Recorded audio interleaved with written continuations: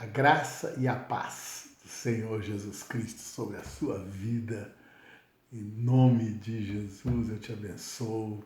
Que bom a gente estar aqui mais uma vez para podermos juntos cultuar o nosso Deus. Temos esse momento tão precioso na sua presença, podermos adorá-lo, ouvir a sua voz, a sua palavra, que tanto nos edifica e nos conduz para caminhos de vida, caminhos de alegria, caminhos de vitória. Em nome de Jesus eu abençoo sua vida. Eu quero declarar sobre a sua vida todas as bênçãos que o Senhor, como diz lá na palavra do Senhor em Efésios, que Ele já nos tem abençoado com toda sorte de bênçãos celestiais nas regiões espirituais. Sabe, queridos, essa é uma verdade tão importante que nós precisamos nos apropriar, de que o Senhor já tem nos abençoado e que a nossa parte é essa, recebermos estas bênçãos, estarmos prontos para recebê-las, não é? Então, assim, que Deus te abençoe, que o Senhor derrame sobre a sua vida toda a graça, esta graça multiforme. Eu oro neste momento por aqueles que estão enfermos, em nome de Jesus, para que a boa mão do Senhor esteja sobre a sua vida. Em nome de Jesus, nós nos unimos agora e repreendemos as enfermidades no nome de Jesus. Eu creio agora que o Senhor está te abençoando em nome de Jesus, porque este nome é poderoso. Jesus Cristo, Jesus, aleluia. É debaixo desse nome que todo joelho vai se dobrar, toda língua vai confessar que Ele é o Senhor. É este nome, Jesus Cristo, que as enfermidades têm que se submeter, que os espíritos malignos têm que se submeter, porque é poderoso este nome. Aleluia. Glórias a Deus. Em nome de Jesus. Amém? Vamos ter um momento de louvor e adoração aqui na presença do Senhor. Vamos orar antes. Pai Santo, em nome de Jesus, eu te agradeço por esta oportunidade, este privilégio que nós temos de estarmos na tua presença. Senhor, eu oro por cada um destes que estão ouvindo esta mensagem. Que o Senhor a faça chegar àqueles a quem o Senhor quer falar. Que isto que vai ser falado esta noite seja, assim, abençoador para a vida de tantos. Em nome de Jesus, Senhor, recebe agora o nosso louvor, a nossa adoração para a tua glória, em nome de Jesus. Amém? Vamos louvar o Senhor? Aleluia.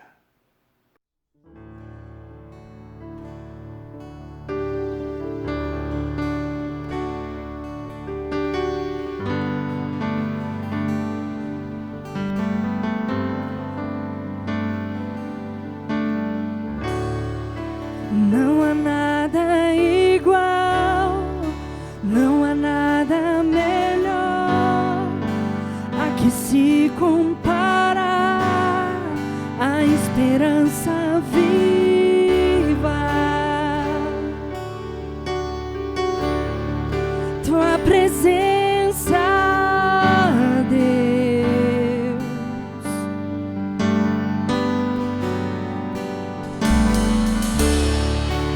eu provei e vi o mais doce amor que liberta o meu ser e a vergonha desfaz.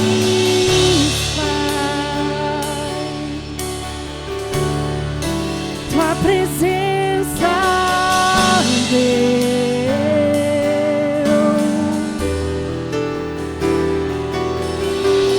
Santo Espírito, és bem-vindo aqui. Vem inundar, encher este lugar.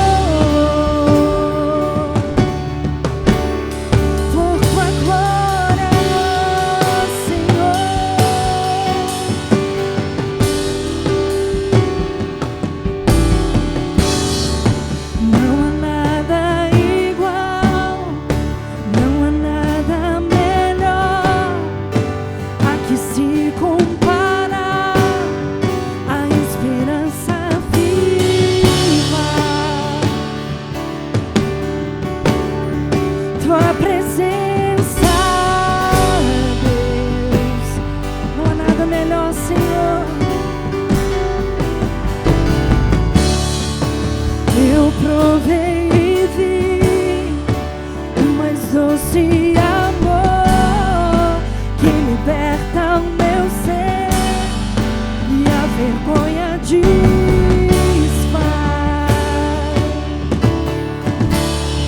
Tua presença, Deus, tua presença, Deus, Santo Espírito, bem-vindo aqui. Vem mudar, encher este lugar. É o desejo do meu coração. Sermos imundados. Tua glória, declaro mais uma vez. Santo Espírito, Santo Espírito, tu és bem-vindo aqui, Senhor. Vem mudar, nos imundar, nós queremos mais. No meu coração, sermos imundados. Vamos provar, Senhor, vamos provar o quão real é tua presença. Vamos provar da tua glória e bondade. Vamos provar o quão real é tua presença. Vamos provar da tua glória e bondade, Senhor.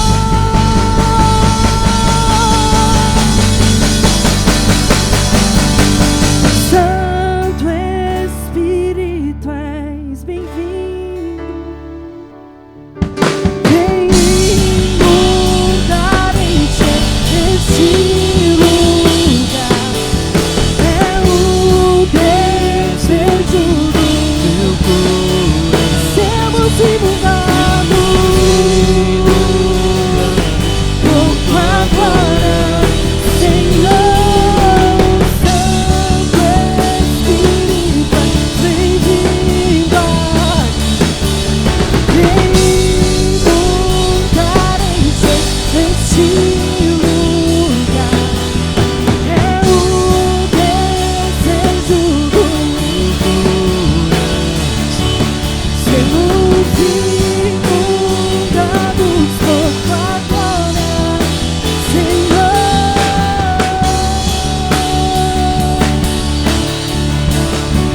Por tua glória, Senhor.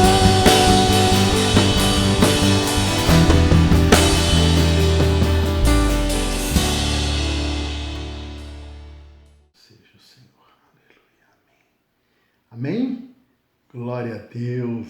Aleluia. Bom é louvar ao Senhor, render graças ao seu santo nome, porque Ele é bom e a sua misericórdia dura para sempre. Aleluia.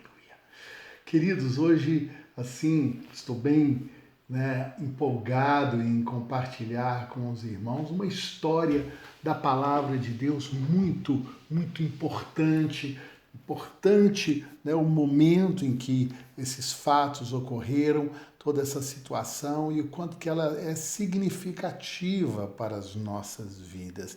E eu quero começar, vou fazer uma pregação estilo flashback, sabe aqueles filmes que começa pelo final, quando as coisas já estão acontecendo, e aí eles voltam e vão lá atrás explicar por que aquilo ali aconteceu. Mais ou menos assim nós vamos fazer.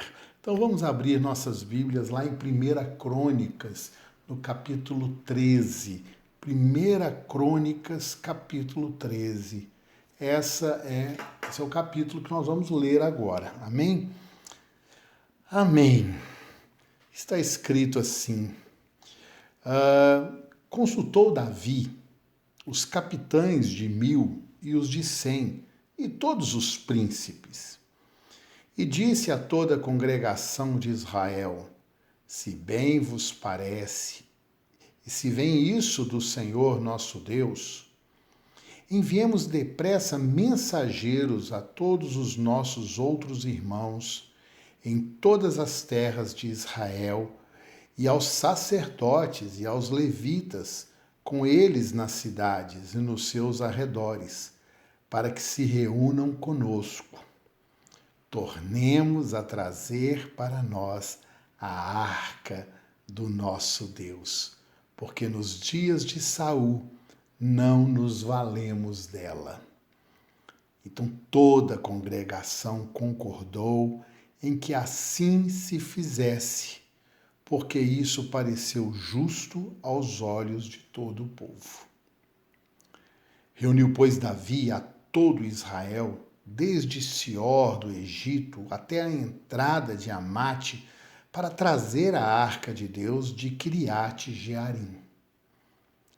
Então Davi, com todo Israel, subiu a Baalá, isto é, a Criate Jearim, que está em Judá, para fazer subir dali a arca de Deus, diante da qual é invocado o nome do Senhor, que se assenta acima dos querubins. Puseram a arca de Deus num carro novo e a levaram da casa de Abinadab, e Uzá e Aiô guiavam o carro. Davi e todo Israel alegravam-se perante Deus com todo o seu empenho, em cânticos, com harpas, com alaúdes, com tamborins, com símbolos e com trombetas. E quando chegaram à eira de Quidom, estendeu Uzá a mão à arca para a segurar, porque os bois tropeçaram. Então a ira do Senhor se acendeu contra Uzá e o feriu, por ter estendido a mão à arca, e morreu ali perante Deus. Desgostou-se Davi, porque o Senhor irrompera contra Uzá, pelo que chamou aquele lugar Pérez Uzá até o dia de hoje. Temeu Davi ao Senhor naquele dia e disse: como trarei a mim a arca de Deus? Pelo que Davi não trouxe a arca para si, para a cidade de Davi, mas a fez levar à casa de Obed-edom, o geteu. E assim ficou a arca de Deus com a família de Obed-edom 3 meses em sua casa. E o Senhor abençoou a casa de Obed-edom e tudo o que ele tinha. Amém. Então, não é? Que coisa! A festa tão grande, não é? O Davi tão bem intencionado. O Davi, ele diz aqui o texto, né? Ficando bem aqui, né? Atento ao que o texto está dizendo. Esta arca, a arca da aliança, a arca de Deus, ela estava ali, não é? Há muito tempo em um lugar, na casa de um homem chamado Abinadab.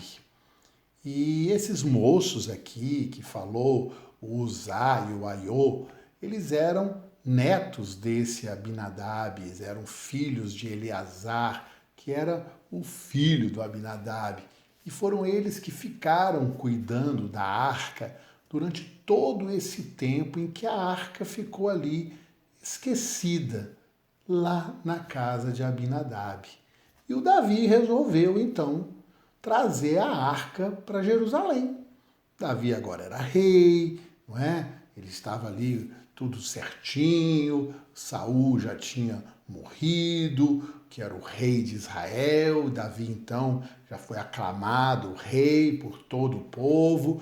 E Davi, que era um homem de Deus, não era um homem de Deus, Davi era um homem que a Bíblia fala, um homem segundo o coração de Deus, não é? Então, Davi, com toda a sua boa intenção, eu faço questão de dizer isso, Davi, com as melhores intenções, com desejos sinceros no seu coração de honrar a Deus, não é? Ele manda buscar a arca.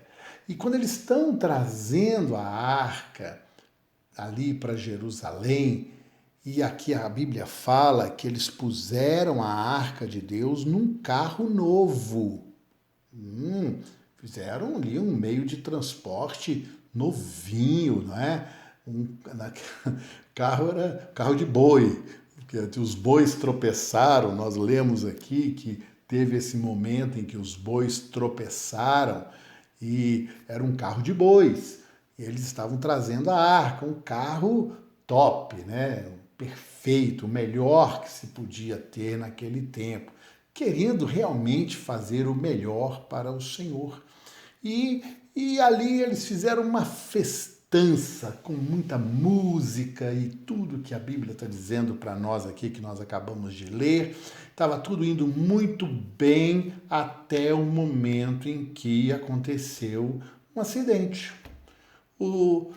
Os bois, a Bíblia diz aqui, né, que os bois tropeçaram lá nas pedras, né, no caminho ali não muito plano, os bois tropeçaram e o carro deu aquela balançada e o Uzá, que era neto do Abinadab, na casa dele que tinha ficado a arca. Uzá, ele conhecia muito bem aquela arca. Ele tanto conhecia que ele estava ali, né, ainda nessa responsabilidade. Eles estavam ali junto à arca, ele e o irmão dele, o Aiô. E que a arca dá aquela balançada e faz que vai cair, o Uzá põe a sua mão. Quero dizer de novo, com a melhor das intenções, não é? Para não deixar a arca cair. E quando ele põe a mão na arca, ele morre. Ah, que coisa terrível! O menino morreu. O moço morreu. Morreu o Uzá. E Uzá ali, essa morte do Uzá foi um negócio que acabou com a festa. E todo mundo ficou ali assim, sem saber o que aconteceu que matou esse moço, gente. O que aconteceu ali? Né? E a Bíblia fala que a ira do Senhor se irrompeu contra Uzá, porque ele tocou na arca. E aí o Davi, sem saber o que ele tinha que fazer, ele faz aqui uma pergunta que é muito importante. Ela é uma importância enorme, essa pergunta. Como trarei a mim a arca de Deus? Veio essa pergunta agora. Por quê? Porque Davi percebeu que alguma coisa estava errada. Davi, ele percebeu que ele estava fazendo aquilo com a melhor das intenções, mas da maneira errada. Sabe, queridos, às vezes nós estamos assim, não é? Tantas vezes com tão boas intenções e as coisas ainda dão erradas. Eu vou te dizer por quê. Porque elas não estão sendo feitas em cima de princípios de Deus.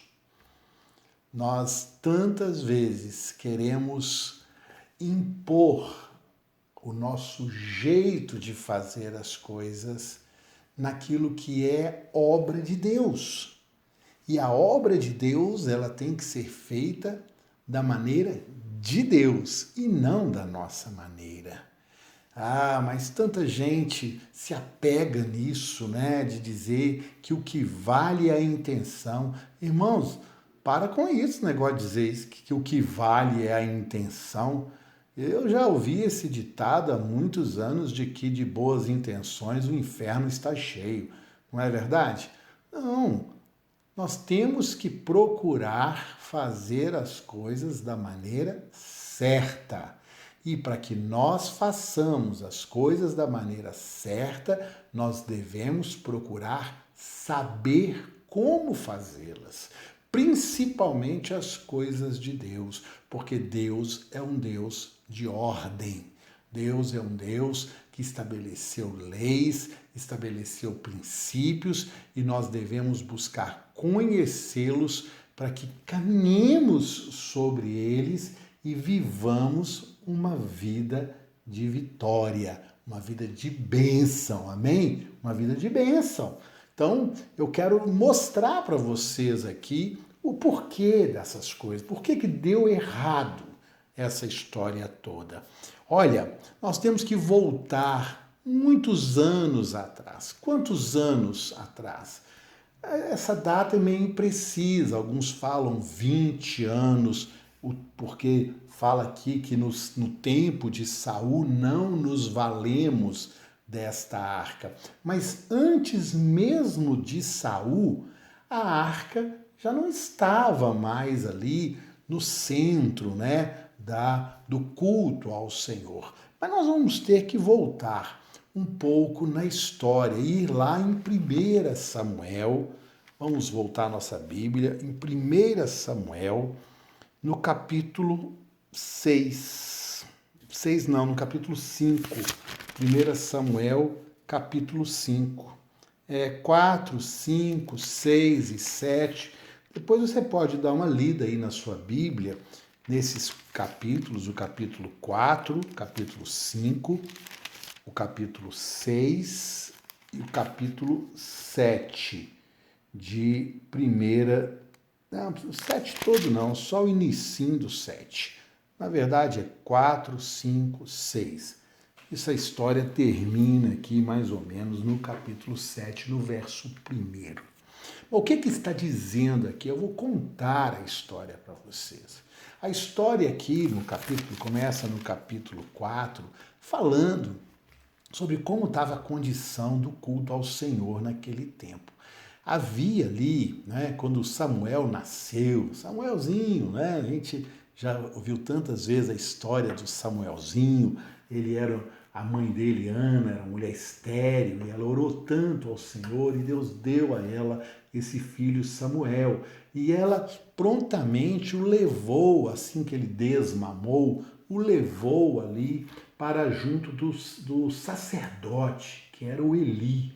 Eli era o sumo sacerdote, que então ele estava naquele lugar onde a arca ficava, que era numa cidade chamada Siló, e que depois, né, o tabernáculo do deserto, tudo foi levado para essa cidade no tempo de Josué. Então, o Eli era este sumo sacerdote. Mas ele tinha 2 filhos que também eram sacerdotes, porque essa coisa de sacerdote é uma linhagem sacerdotal que passava de pais para filhos. Nós vamos dar uma olhadinha nisso ainda, mais atrás um pouco. E os 2 filhos dele não eram gente boa, o Hofni e o Finéias. Esses 2 eram figuras assim terríveis. Olha, gente, se a gente vê aí gente religiosa pilantra, gente religiosa que age de má fé, que explora a fé dos outros, Hofni e Finéias. Esses caras são assim, né? A inspiração desses mercenários da fé, desses homens inescrupulosos, é o Hofni e o Finéias. Então, um dia você encontrar um sujeito desse, lá vai um Hofni, um Finéias, os filhos de Eli. O que aconteceu? Esses homens, eles eram terríveis. E aí teve uma guerra de Israel contra os filisteus. E esse Hofni e o Finéias, o que eles fizeram?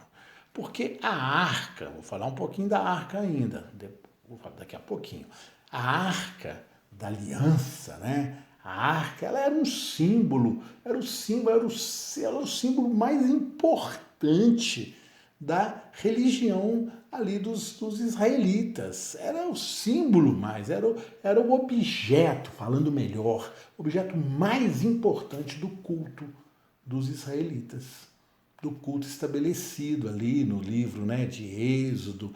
Nós temos Êxodo, Levítico, Números, Deuteronômio, esses 4 livros ali, escritos por Moisés, que falam muito sobre esse culto que era feito ali no tabernáculo do deserto. E Deus havia mandado construir esses objetos, alguns objetos, dentre eles o mais importante, que era a Arca da Aliança. Essa arca, esses moços pegaram a arca e levaram para o campo de batalha.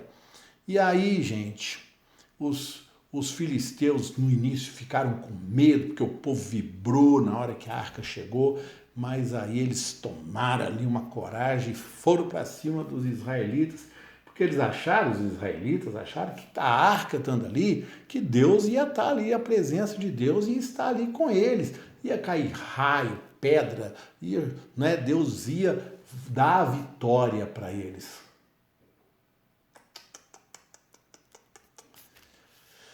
Ah, queridos, quando Deus não é honrado,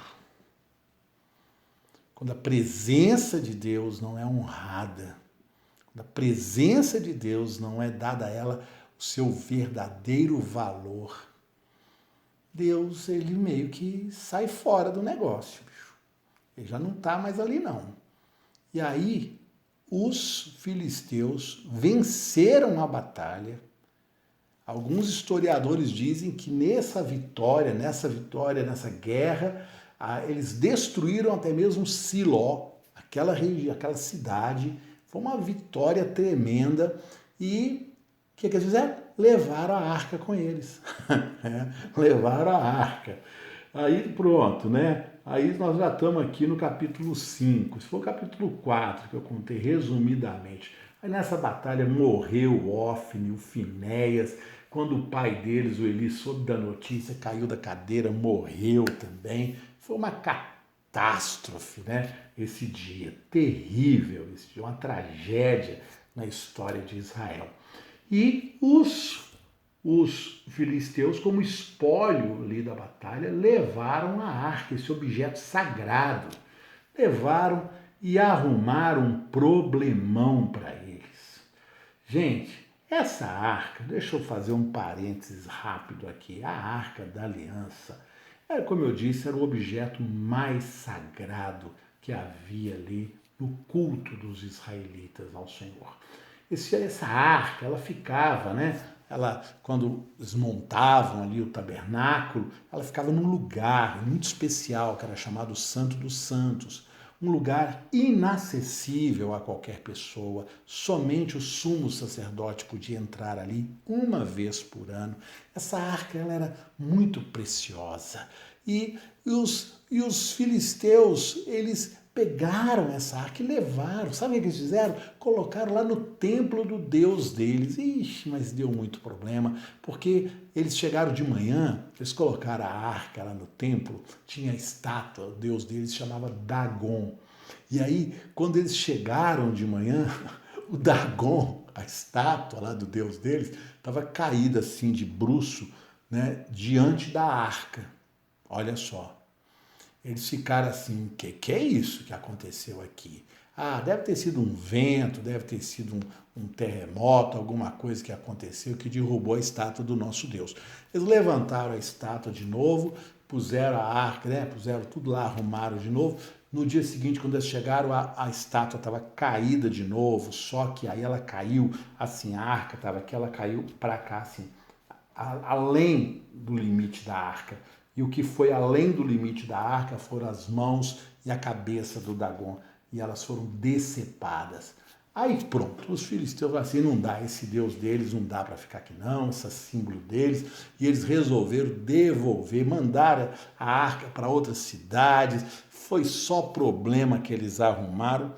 Preste atenção nisso que eu vou dizer. Até que por fim, eles resolveram devolver a arca. Vão mandar a arca de volta. Eles, os filisteus, gente, que não entendia nada de Deus, estavam ali agora pensando como que nós vamos mandar a arca de volta. Aí eles fizeram lá uma consultoria, né, com os sacerdotes deles, as pessoas sábias lá do meio deles, e aí esses camaradas chegaram numa conclusão. Vamos fazer da seguinte forma. Olha aqui, está no capítulo 6, no verso 7. Agora, pois, fazei um carro novo. Tomai 2 vacas com crias, sobre as quais não se pôs ainda jugo, que é a canga do carro de boi, né? E atai-as ao carro, e seus bezerros levai-o para casa.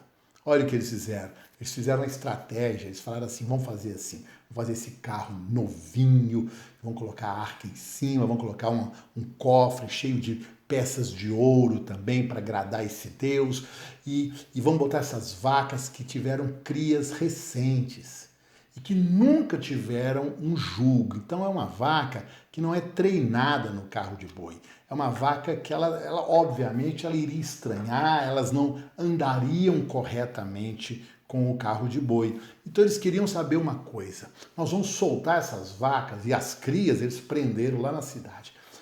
Qual era o normal? Era as vacas irem na direção das crias, né? Então eles falaram assim, se as vacas forem na direção da cria, o que aconteceu foi alguma eventualidade. Mas se essas vacas tomarem o rumo de Israel, aí esse negócio era de Deus mesmo. Esse castigo todo que nós tomamos aqui foi de Deus. E eles fizeram isso, puseram onde a arca? Num carro de boi. Vocês estão lembrando do início da história que eu contei? Onde foi que o Davi colocou a arca? Num carro de boi. Foi lá o carro de boi, o boi que tropeçou e o Uzá levou a mão e morreu, não foi? Foi igualzinho os filisteus fizeram. E esse carro de boi foi para Israel e chegou, e aí teve problema também, porque misericórdia, os filisteus já estavam com tanto medo daquele negócio, e ela, quando chegou numa cidade chamada Bet-Semes, os homens de lá, que eram israelitas, arca. Ninguém tinha visto a arca, né? A arca era um objeto tão assim, misterioso, tão lendário. E, de repente, a arca. Olha a arca aqui, gente. Olha a arca sagrada, a arca da aliança. Gente, aí aparece um lá assim e fala assim, gente, o que tem dentro dessa arca? Porque ela tinha uma tampa, né? Uma tampa de ouro maciço, que chamava-se propiciatório, onde havia os 2 querubins. Gente, os filisteus não abriram a arca, não tiveram coragem de mexer na tampa da arca, mas o povo de Israel, irreverente, os homens olharam dentro da arca, o que tinha dentro da arca, e na hora que eles fizeram isso, aqui a Bíblia fala que 70 homens morreram, houve assim uma outra calamidade. E aí os povos, quem não quer essa arca aqui não, mandaram então, aí nós chegamos lá, olha, então vieram os homens de Kiriat Jearim e levaram a arca do Senhor à casa do Abinadab, no outeiro, e consagraram a Eleazar, seu filho, para que guardasse a arca do Senhor. O verso 2 diz assim, sucedeu que desde aquele dia a arca ficou em Kiriat Jearim, e tantos dias se passaram que chegaram a 20 anos, e toda a casa de Israel dirigia lamentações ao Senhor. Então, assim, aí que surgiu esses 20 anos, né? No mínimo isso, que ela ficou ali na casa do Abinadab, o avô do Aiô e do Uzá. Uzá foi aquele que morreu. Vocês estão entendendo a história? Vocês estão gostando dessa história? Pois é. Olha, tem alguns detalhes muito importantes, não é? Porque o que o Davi fez de errado? Davi copiou o modelo do outro. Copiou o modelo do mundo, das pessoas que não conheciam Deus. Davi pensou mundanamente, com as melhores das intenções, Ele deve ter perguntado lá na casa do Abinadab: ô Abinadab, como é que nós vamos fazer para levar essa arca? E o Abinadab, ou o Eleazar, ou Aiô e o Uzá falaram lá: ela chegou aqui num carro de boi, com umas vacas bonitas, né? Um carro novo. Ela chegou aqui desse jeito. Então deve ser desse jeito, né? Se ela chegou aqui desse jeito e Deus trouxe ela para cá desse jeito, deve ser desse jeito. Não era desse jeito. A arca do Senhor não é para andar em boi, em carro de boi. Olha o que diz aqui em Êxodo, no capítulo 25, quando fala da arca. 25 mesmo. Êxodo 25. Então fala aqui o seguinte, olha, quando mandou fazer a arca. Então farão uma arca de madeira de acácia de 2 côvados e meio será o seu comprimento, de 1 côvado e meio a sua largura, de 1 côvado e meio a sua altura. De ouro puro a cobrirás, por dentro e por fora a cobrirás, e farás sobre ela uma bordadura de ouro ao redor. Fundirá para ela 4 argolas de ouro, e as porás nos 4 cantos da arca, 2 argolas de um lado dela e 2 argolas do outro lado. Fará também varais de madeira, de acácia, e os cobrirás de ouro, e meterás os varais nas argolas aos lados da arca, para se levar por meio deles a arca, pelos varais. Os varais ficarão nas argolas da arca, não se tirarão dela. E porás na arca o testemunho que eu te darei. O testemunho eram as tábuas da aliança, que foram colocadas, as tábuas da lei, foram colocadas dentro da arca. Ela tinha o quê? Varais, que era para ser carregada por esses varais. E era a vaca que podia carregar, né? Como é que ela ia ser transportada? Aí aqui nós temos em Números, no capítulo 4, quando fala dos filhos de Arão. Dos filhos de Levi. Arão era um descendente de Levi. Levi era um dos 12 filhos de Jacó, né? E os levitas, eles foram separados para constituir uma casta sacerdotal, uma família sacerdotal. E o Levi, ele teve 3 filhos. Um se chamava Coate, outro se chamava Merari e outro se chamava Gerson. E da família do Coate foi que veio Moisés, o Arão, que era irmão do Moisés, não é? Então, assim, o Arão, que era o pai do Moisés, eles eram da família de Coate. E os coatitas, assim que eles são chamados, eles foram separados para cada um deles, o Merari, o Gerson, aí fala os gersonitas, os meraritas e os coatitas, né? Filhos do Coate, do Merari e do Gerson. Eles foram separados para serviços distintos. E os coatitas, dentro deles estava o Arão, que foi o escolhido para ser o sumo sacerdote. E a família de Arão, da família de Arão viria a classe sacerdotal. Os sacerdotes eram descendência de Arão, dentro da família dos coatitas. Mas os outros coatitas, eles também tinham serviço relacionados à questão dos objetos sagrados. Porque o pessoal, os filhos de Gerson, os filhos de Merari, o tabernáculo era uma tenda, tinha cortinas, tinha tábuas, tinha as estruturas. Eles cuidariam desses elementos, os elementos estruturais ali da tenda. mas os objetos sagrados, aqui no capítulo 4 de Números diz para nós, eu vou resumindo, que o Arão e os seus filhos, eles, quando eles tinham que mover o tabernáculo, desmanchar o tabernáculo, o Arão e seus filhos, eles cobriam os objetos sagrados com véus, com panos. A arca ela era coberta com o véu de separação do Santo dos Santos com o santo lugar. Esse véu cobria a arca da aliança. Eu imagino, eles nem olhavam para a arca. Eles iam assim, pegavam o véu, ia assim de lado e colocava o véu. Ninguém está olhando não, né? E cobria a arca, porque era algo tão sagrado que ninguém podia ver, nem ver. E eles cobriam a arca, cobriam outros objetos sagrados, como o altar do incenso, o candelabro, e todos esses objetos, eles tinham varais. E aí, os coatitas, é que está escrito aqui, olha só, vou ler para você só esse texto.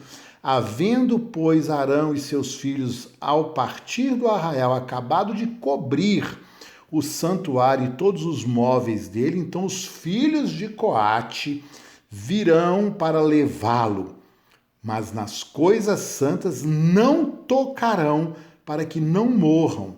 São estas coisas, as coisas da tenda da congregação, que os filhos de Coate devem levar. Olha só, irmãos, vocês agora estão sabendo de tudo, não é? Entenderam?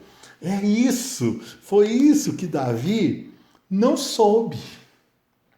Mas depois que ele fez essa pergunta, ele deixou a arca lá na casa do Obed-Edom, depois aí, ele lá no capítulo 15, estou lá em 1 Crônicas de novo, e aí Davi, ele fala aqui, né? Então, fala assim, fez também Davi casas para si mesmo na cidade de Davi, preparou um lugar para a arca de Deus e lhe armou uma tenda.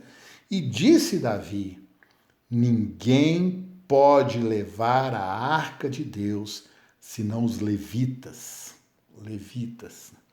porque o Senhor os elegeu para levar a arca de Deus e os servirem para sempre. Davi reuniu a todo Israel em Jerusalém para fazerem subir a arca do Senhor ao seu lugar que tinha preparado. Reuniu Davi os filhos de Arão e os levitas, os filhos de Coate. E aí ele vai reunindo agora todos os levitas, né? Mas agora Davi sabia como que ia fazer. E aí pronto, né? Aí os músicos, aí tem a festa de novo, a segunda etapa, né? Aquela primeira foi um fiasco. Mas agora, queridos, fazendo as coisas da forma certa, a bênção vem, a alegria vem, tudo dá certo. Tudo dá certo, porque nós procuramos conhecer a vontade de Deus. E quando se fala da arca, se fala sobre a presença do Senhor. Eu quero terminar falando sobre isso. A arca é a presença do Senhor. Essa arca, ela está no céu, está lá. Parece, né, lá no livro de Apocalipse, que ela vai aparecer lá no céu. Se é a mesma, se é o modelo perfeito que Moisés copiou quando ele viu, né, porque é o santuário celestial. Então, assim, mas essa já não é tão importante mais. Sabe por quê? Porque a presença de Deus, que era tão assim, né, se manifestava naquele lugar, naquele ritual, tudo isso. Hoje, o Espírito Santo, ele habita em nós. Queridos, eu quero ler isso aqui. Paulo fala isso de uma forma tão linda. Jesus disse isso também, quando ele falou que aquele que me ama cumpre os meus mandamentos, guarda os meus mandamentos. E eu e o meu Pai o amaremos. E viremos e faremos nele morada. Jesus prometeu que viria fazer morada em nós. E o apóstolo Paulo diz assim, no capítulo 3 de 1 Coríntios, ele fala, não sabeis que sois santuário de Deus e que o Espírito de Deus habita em vós. Uau, olha o que Paulo diz no verso 17. Se alguém destruir o santuário de Deus, Deus o destruirá. Porque o santuário de Deus que sois vós é santo. É santo. Santuário de Deus, que o Espírito de Deus habita em vós. Aleluia! Nós somos esse lugar. Nós temos este privilégio de sermos os portadores da presença de Deus. Lembra quando Jesus disse que quando 2 ou mais estiverem reunidos, eu estou no meio deles? Nós somos estes que atraem a manifestação da presença de Deus. Queridos, mas não é de qualquer jeito. Não é de qualquer jeito. Porque se nós não dermos a presença de Deus em nós, a presença do Espírito Santo em nós, se nós não tratarmos o santo, cuidarmos do santuário e entendermos que é um santuário e entendermos a nossa vida como este santuário, as coisas não vão dar certo. Se nós não entendermos isso e tratarmos de qualquer jeito e acharmos que podemos fazer com o santuário, olha, estou falando para pessoas que creem que Jesus habita em seus corações. Mas vivem de que modo, gente? Vivem, sabe como? Carregando o santuário num carro de bois. Queridos, carregando. A coisa assim, é meio ali a casa do Abinadab. A arca ficou lá tanto tempo e o povo não estava nem aí para a arca. Mas quando ela chega na casa de Obed-edom, há uma diferença. A forma como Obed-edom recebe a arca. E a Bíblia fala que ela ficou ali 3 meses. E ele foi abençoado. Enquanto que Abinadab foi amaldiçoado, né? Porque ele ainda perdeu lá o Uzá, que morreu. Porque tratou a arca com desdém. Tratou a arca com mesmismo. Com essa indiferença. Como se fosse um objeto qualquer. É como tantas vezes tratamos a presença de Deus em nossas vidas, não dando a ela relevância, sabe? Não trazendo conosco esse senso de cuidado, de reverência, de adoração, de submissão, uau, de privilégio, aleluia! Que privilégio teve o Obed-edom quando essa arca ficou na casa dele.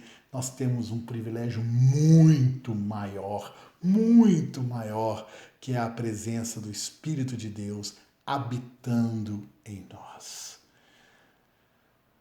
Queridos, que mensagem, que palavra, que advertência, porque muitos estão morrendo como o Uzá, ou mortos assim espiritualmente, dizendo, sabe, numa completa ali, assim, inatividade, adormecidos, acomodados, vivendo uma vidinha religiosa de qualquer jeito, nas boas intenções, não é? Eu vejo muita gente dizendo assim, pastor, Deus entende a posição que você o está colocando em sua vida. Deus entende muito bem. Mas Deus perdoa, né, pastor? Deus perdoa, querido, mas também não abençoa, não. Porque a gente quer que ele perdoa e ainda abençoa as bênçãos, nos dê as bênçãos que estão sobre aqueles que caminham nos princípios. Você está entendendo o que eu estou dizendo? Nós buscamos andar no caminho, fazer as coisas corretas, viver na presença de Deus, mas as pessoas que não vivem com este cuidado, com essa santidade, com essa busca, né, da verdade em suas vidas, do caminhar segundo a palavra do Senhor, eles querem que Deus, na sua misericórdia, os abençoe da mesma forma, porque Deus é bom. Gente, Deus aí, ó. Acabei de ler para vocês uma história que a Bíblia está falando que Deus fulminou lá o Uzá. Sabe quem é esse Deus? É o mesmo. Ontem, hoje e para sempre. Eu imagino que Deus deve estar muito irado com descaso, com irreverência, com, né, o jeito de qualquer jeito que tantos vão levando a vida. Mas Deus está falando conosco hoje. Amém? Deus está falando com você hoje. Deus está trazendo a você princípios através dessa história, desses fatos que ocorreram, mostrando o quão importante é buscarmos conhecer como vamos conduzir a arca de Deus. Como vamos conduzir a presença de Deus. Ah, Senhor. Tua palavra, Senhor, a tua palavra. Irmãos, a palavra do Senhor está aqui para nós. O manual de Deus. Que lindo, né? Manual. Lê o manual, irmão. Lê o manual. Tá entendendo? Você deve ter aparelho aí na sua casa, que você não lê o manual, você não consegue operar ele. Você não lê o manual. Você fala assim, você leu o manual? Ah, não li não, mas eu estou aqui. Sabe como é que você está operando ele? Mais ou menos. Você não sabe todas as funções. Às vezes você tem uma Ferrari aí na sua mão e você está dirigindo ela aí como se fosse um Fusca. Tem umas pessoas que eu conheço assim que tem carros maravilhosos, cheios de recursos, mas porque não lê o manual, não sabe usar os recursos que o carro tem. Primeira coisa que você tem que fazer, lê o manual, aí você vai saber cada detalhe, vai funcionar na sua potencialidade, não é? Assim é a vida. E assim é a palavra de Deus para as nossas vidas.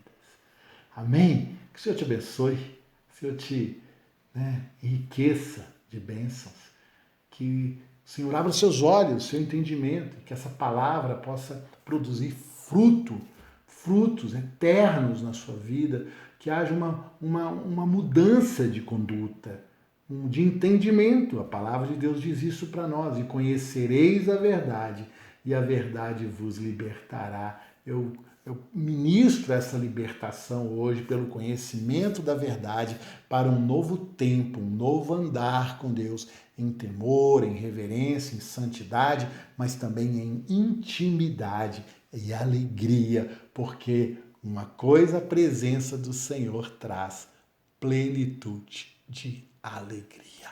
Na presença do Senhor, a plenitude de alegria. Amém?